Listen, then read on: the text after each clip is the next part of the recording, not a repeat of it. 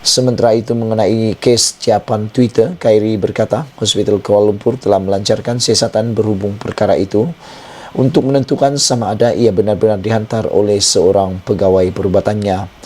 Kata Khairi, jika terbukti benar, pegawai berkenan boleh dikenakan tindakan tata tertib mengikut garis panduan KKM.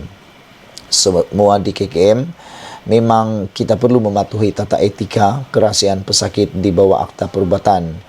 Jadi sebarang maklumat terperinci tentang kesihatan mana-mana pesakit termasuk banduan yang berada di bawah rawatan KKM mestilah disimpan kerahasiaannya.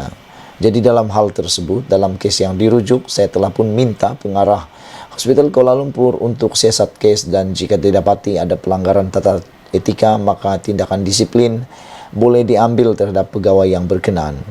Kira-kira seminggu yang lalu, satu ciapan Twitter menjadi tular selepas didakwa dihantar oleh dokter yang menafikan dakwaan bahawa Najib mempunyai tekanan darah tinggi. Sekian isu hangat petang ini. Jangan lupa tinggalkan komen anda, tekan butang subscribe. Malaysia, kita punya, kita jaga sama-sama. Cintai Malaysiaku. Bye-bye. Selamat petang, salam sejahtera. Baru-baru ini tular di media sosial tentang kod nama merpati yang merujuk kepada Najib Tun Razak yang dikatakan telah didakwa telah mendapat layan istimewa. Tetapi hari ini apa yang berlaku telah diperjelaskan oleh Khairi Jamaluddin. Ikuti terus ulasan ini dan pendedahan ini yang aku kaji sehingga kamu tahu apa sebenarnya yang berlaku dengan Najib Tun Razak. Tapi aku nak ulas sedikit demi sedikit supaya kita tahu rentetan dan latar belakangnya. Hari ini juga telah disahkan oleh Jabatan Penjara Kajang bahawa memang Najib tidak ada di Penjara Kajang pada waktu ini. Beliau sedang berada di HRC untuk mendapatkan pemantauan lanjutan. Jadi beberapa hari tular mengatakan Najib tidak ada di penjara. Yang sebelum ini banyak yang cuba mau dinafikan oleh para penyokong Najib. Akhirnya hari ini disahkan sendiri oleh Jabatan Penjara Kajang dan sah. Najib memang tidak ada di Penjara Kajang kerana berada di HRC bagi mendapatkan pemantauan kesihatan yang lebih lanjut. Yang tular juga ialah dakwaan kononnya perlu penjara peruntukan sebanyak RM3.5 juta bagi menjaga Najib di Penjara Kajang dan juga untuk rawatan di hospital. Ini kita menunggu keputusan ataupun menunggu pengesahan daripada Jabatan Penjara tentang tular dakwaan RM3.5 juta diperuntukkan tersebut. Benarkah itu? Tidak ada lagi yang dapat dipastikan, cuma kita menunggu apa yang akan disahkan oleh Jabatan Penjara. Seperti yang aku kata sebelum ini, di Malaysia kalau berita kabar angin jangan terus dibuang, jangan terus tak percaya kerana sudah banyak kali terbukti kabar angin menjadi kabar yang benar, menjadi kenyataan. Hari ini akhirnya Khairi Jamaluddin mendedahkan situasi sebenarnya di Tun Razak. Aku sebenarnya satu-satunya yang aku boleh percaya pengesahan sekarang ini adalah daripada Khairi Jamaluddin. Apa yang dia kata, aku hampir 100% percaya kerana Khairi kelihatan kelihatan Khairi lebih telus dan lebih bercakap jujur. Hari ini Khairi memberitahu kepada Malaysia, Najib perlu fisioterapi dan akan dihantar semula ke penjara. Inilah yang dinanti-nantikan. Keputusan dan berita pengesahan inilah yang kita nanti-nantikan daripada pihak kerajaan, terutama daripada Khairi Jamaluddin dan juga daripada Jabatan Penjara. Kerana Najib seperti banduan lain tidak harus berada lama-lama di luar penjara. Lebih-lebih lagi kalau hanya kerana mendapatkan layanan istimewa. Tapi Khairi kata, Najib perlu fisioterapi dan akan dihantar semula ke penjara. Najib Razak dipindahkan ke Hospital Rehabilitasi Ceras di Kuala Lumpur kerana memerlukan fisioterapi menurut Menteri Kesihatan Khairi Jamaluddin. Kita pun tak tahu apa maksud fisioterapi untuk Najib ini. Maksud saya, kita tahu apa itu fisioterapi. Tetapi apa yang dialami oleh Najib, kita akan ketahui melalui ulasan Khairi ini. Khairi juga menegaskan bahawa Perdana Menteri itu yang sedang menjalani hukuman penjara 12 tahun dengan denda 210 juta tidak akan diberikan layanan istimewa. Inilah yang kita tunggu, pengesahan daripada Khairi Jamaluddin apabila beliau menegaskan Najib sedang menjalani hukuman penjara kerana rasuah, oleh sebab itu tidak diberikan layanan istimewa.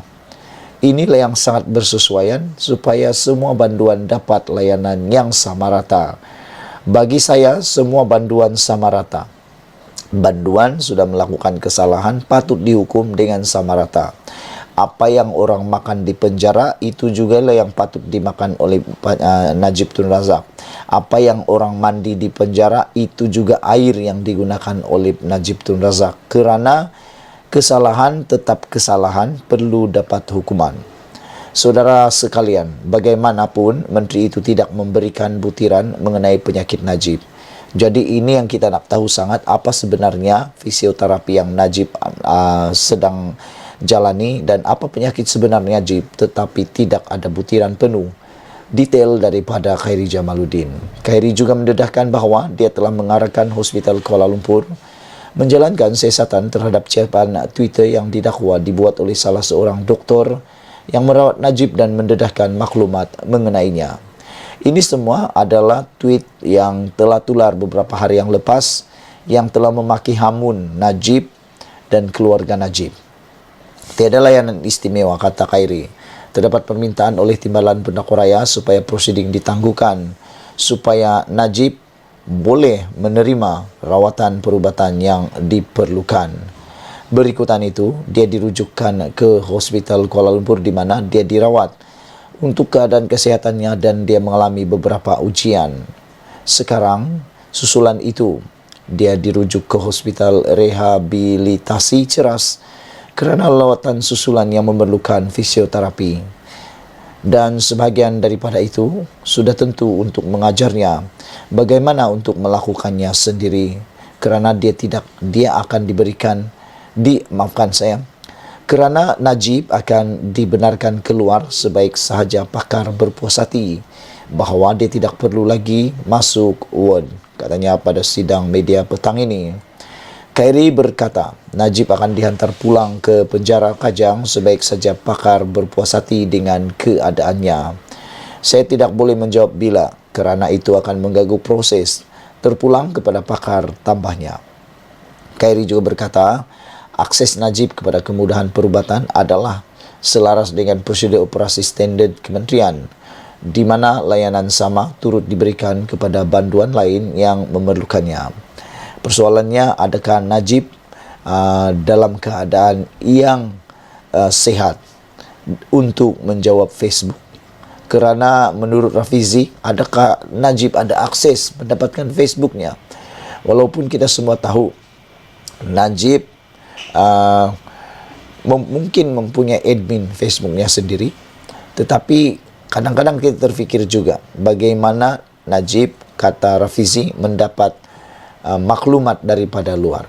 Dia berkata seakan-akan Najib ada akses daripada luar penjara.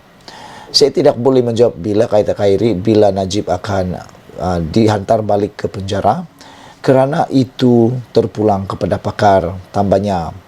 Khairi juga berkata, semua yang Najib terima itu adalah selaras dengan prosedur operasi standard kementerian, di mana layanan sama turut diberikan juga kepada banduan yang memerlukan.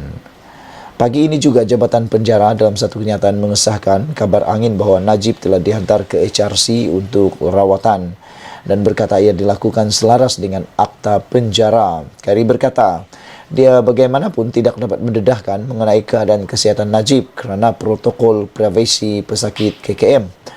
Kita melaksanakan ini supaya tidak ada pertikaian daripada mana-mana pihak. Daripada pihak keluarga Najib, malah Najib sendiri bahawa tidak ada rawatan yang diberikan kepada beliau. Jadi kita telah menyediakan semua rawatan yang diperlukan dan semua pemeriksaan yang diminta, katanya.